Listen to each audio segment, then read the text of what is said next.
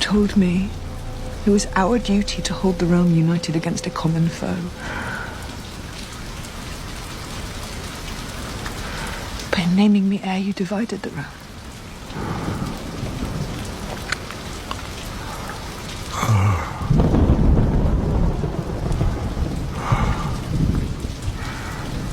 I thought I wanted it.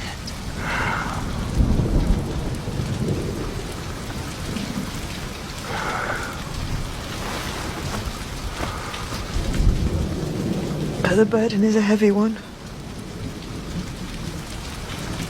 It's too heavy.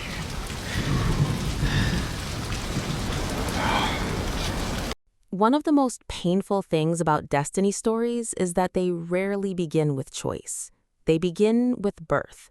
A child is born into the wrong family, or the right family, or the powerful family, or the cursed family, and before they are old enough to understand themselves, the world has already begun to explain them.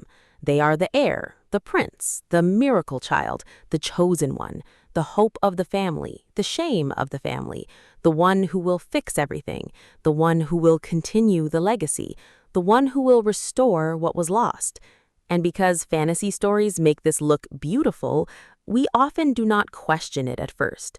We hear words like honor, legacy, birthright, prophecy, family name, and destiny, and they sound important. They sound noble. They sound like the character has been given a purpose bigger than ordinary life. But sometimes, when you look closely, destiny is not the same thing as purpose. Purpose is something that brings you closer to yourself. Destiny, at least in many stories, is often something other people decide for you and then teach you to call your own. That is why Zuko, Rhaenyra Targaryen, and Hope Mikaelson are such interesting characters to place together. They come from completely different worlds, but they all carry the same emotional burden. Each of them is born into a family where identity is not private. It is political. It is symbolic. It belongs to the family before it belongs to the child. Zuko is not allowed to simply be a wounded boy. He is the banished prince of the Fire Nation. Rhaenyra is not allowed to simply be a daughter. She is the named heir to the Iron Throne. Hope is not allowed to simply be a girl. She is the tribrid, the miracle, the continuation of the Mikaelson family. And that is the tragedy. Before they become themselves, they become meaningful to other people. Their lives are assigned meaning before they are given freedom. And that is something that exists far beyond fantasy. Because in real life, most people do not grow up with dragons, thrones, bending, or supernatural bloodlines. But many people do grow up with family expectations that feel almost as absolute as destiny. You are the child who must succeed. You are the child who must make the family proud. You are the child who must be strong. You are the child who must not embarrass anyone. You are the child who must carry the family name well. You are the child who must make your parents' sacrifices worth it. You are the child who must become proof that everything they suffered was for a reason. And the dangerous thing about those roles is that they are often introduced as love. A parent says, "I believe in you." A family says, "You are special." A community says, "You are meant for more." And sometimes that belief is genuine. Sometimes it gives a child courage. Sometimes it helps them survive. But belief can become a burden when the child is not allowed to be anything else, when they are not allowed to be tired or ordinary or confused or different from the version of them everyone has already imagined. That is when destiny stops being a gift. It becomes a cage with beautiful language. Zuko's cage is honor. For most of Avatar, The Last Airbender, Zuko believes that his destiny is to capture the Avatar and restore his honor. He says it with the conviction of someone who thinks he knows exactly what his life is about. He is angry, intense, restless, and almost painfully focused because every part of him has been trained to believe that there is one thing standing between him and wholeness. If he captures the Avatar, he can go home. If he goes home, his father will accept him. If his father accepts him, then maybe the shame will end. But this is the first lie Zuko has to unlearn.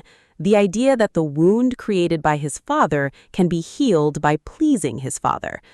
Ozai does not just banish Zuko, he gives him a false story about himself. He teaches Zuko that his pain is evidence of failure. He teaches him that rejection is something he earned. He teaches him that love can be recovered through performance. And because he's still a child when this happens, he does what children often do when they are hurt by a parent. They assume the parent must be right. That is one of the saddest truths of childhood. Children often cannot afford to see their parents clearly. If the parent is cruel, neglectful, controlling, or emotionally unavailable, the child does not immediately think, "This person is failing me." More often, the child thinks, "I must become better so they will love me properly." That is Zuko. He is not chasing destiny, he is chasing correction. He is trying to correct himself into someone his father can love. And that's why his obsession with honor is so moving, because honor for Zuko is not really about morality at first. It's not about integrity. It's not about doing what is right. It's about being restored to the version of himself that existed before public shame, before exile, before the scar, before his father made him feel disposable. In real life, that kind of wound does not always look dramatic.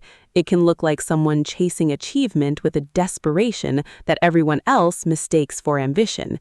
It can look like the person who can't rest because rest feels like failure.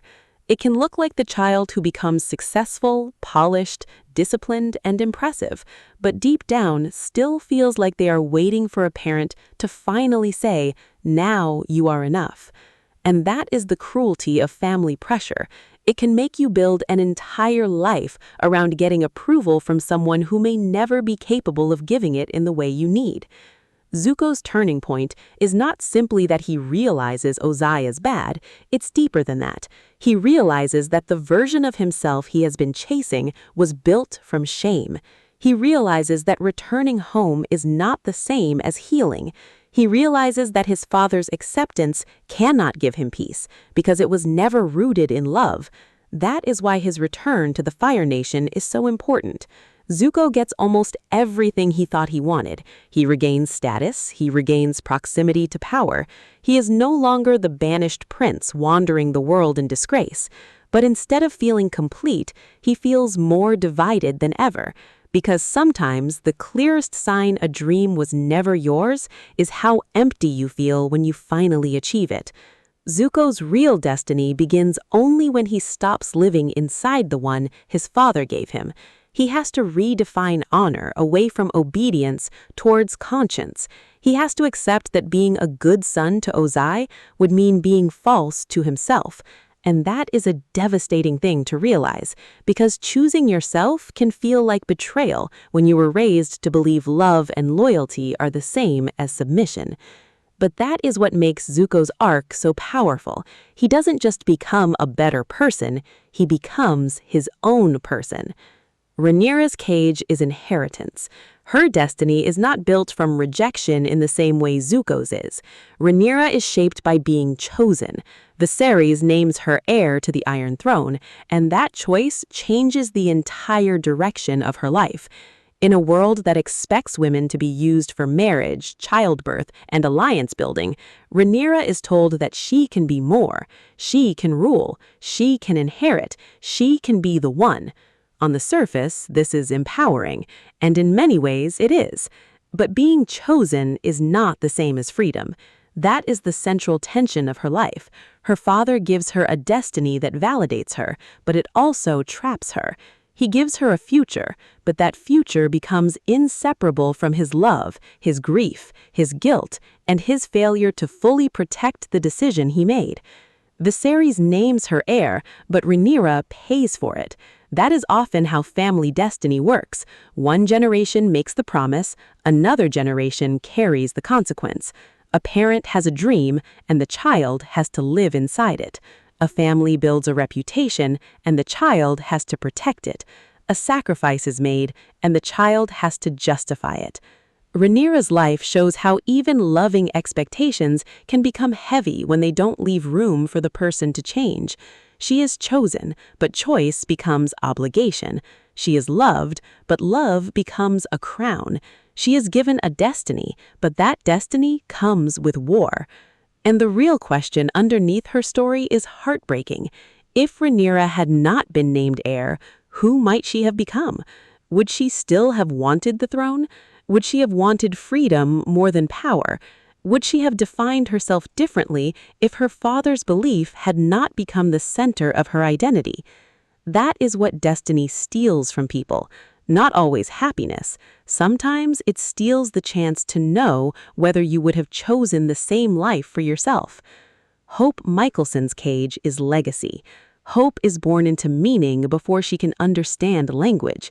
She is Klaus and Haley's daughter, but she is also more than that to everyone around her. She is the tribrid, the miracle child, the supernatural exception, the living continuation of the Mikaelson family. And that is another thing that is deeply unfair about being born as someone else's redemption. Because redemption is supposed to be personal. It is supposed to be the work of the person who caused harm, but Hope's existence becomes tied to Klaus's humanity. People look at his love for her as proof that he is not only a monster. While that love is real, it also places a symbolic burden on Hope. She becomes evidence in the emotional trial of her father's soul. That is too much for any child. Hope's name captures this perfectly. Hope is a beautiful thing to call a child, but it is also a dangerous thing to make a child represent, because hope is not a person. Hope is an expectation. Hope is what people cling to when they are afraid. Hope is what people need when they want the future to repair the past. So, what happens when the child named Hope is not okay? What happens when she's angry, grieving, lonely, impulsive, or afraid? What happens when she does not want to be the symbol of healing, but simply wants to be held? This is where Hope's story becomes most real. Many people know what it feels like to be assigned emotional meaning by their family. Maybe you are the child who came after loss, so everyone treats you like healing. Maybe you are the first successful child, so everyone treats you like proof of sacrifice. Maybe you are the responsible one, so everyone assumes you are fine. Maybe you are the one who escaped poverty, instability, or family dysfunction, so everyone expects your life to be a victory story. But being treated like Hope does not mean you feel hopeful. Being strong does not mean you are not tired. Being powerful does not mean you are not lonely. Being the one who survived does not mean you are still wounded. Hope Mikaelson is powerful, but her power does not free her from grief. If anything, it makes her more isolated, because people see what she is before they see who she is. They see tribrid before girl, Mikaelson before hope, legacy before loneliness. And that is one of the most painful things about being born into a family story. People can love you and still fail to see you clearly because they are looking at what you represent to them. To Klaus, hope is love, redemption, and softness. To the Mikaelsons, she is family, continuation, and protection. To the supernatural world, she is danger. But who is she when no one needs her to symbolize anything? That is the question at the center of Hope's character, and it's the same question connecting all three of them. Who is Zuko without Ozai's shame? Who is Rhaenyra without Viserys' promise? Who is Hope without the Mikaelson legacy? Each character is trying to separate selfhood from inheritance, and that is not easy because family roles often become part of us before we know they are roles. The responsible child does not wake up one day and decide to carry everyone. They are trained into it through need.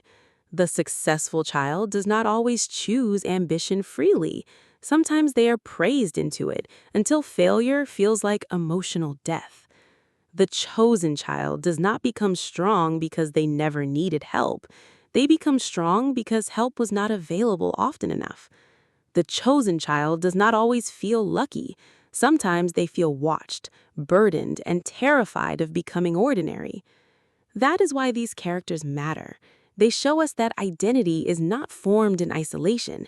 It is formed in relationship, in family systems, in expectation, in the quiet messages children receive about what makes them valuable. Zuko learns that value comes from honor, as defined by his father. Rhaenyra learns that value comes from being chosen and defending that choice.